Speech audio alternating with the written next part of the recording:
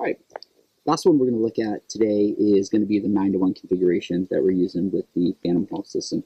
So normally, if you remember, we have our mainline system and then the separate piggyback system that gets piggybacked on some other area, typically of our anchor. So in this configuration, we actually took our mainline, and on the tail portion of our mainline, we used a rope grab and connected our mechanical advantage directly in to the tail end that's coming outside of our progressive capture of our main line, and then it runs into the front portion, which we attach just like we normally do to the piggyback. So the difference here is this is normally, if you think about it, this is normally what's hooked up to the a separate anchor or the shelf in an anchor. And what we did is we actually attached it onto the haul end of our 1-to-1 on our main line. So what that gives us is a 9-to-1 configuration. It's a 9-to-1 regardless whether we have it in this configuration or we switch the black and the orange pulley.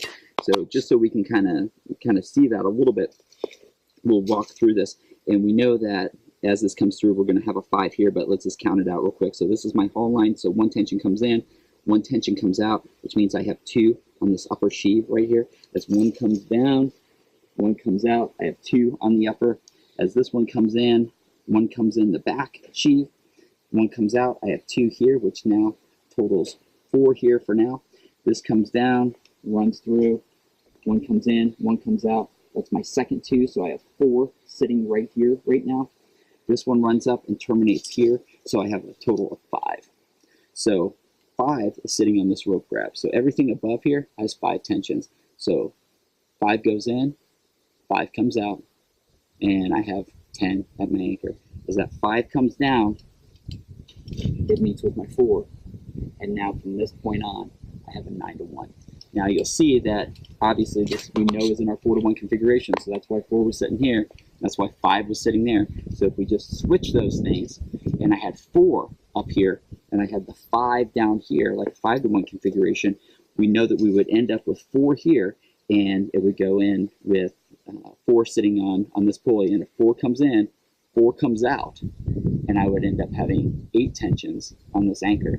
As 4 comes down, it would be with the 5 that would be in there in the reverse configuration, and I'd still have a 9. So regardless of which way we orient this, it's going to stay in 9-to-1 on there, as long as we have that attached to the hull portion of our 1-to-1. So when would we need a 9-to-1?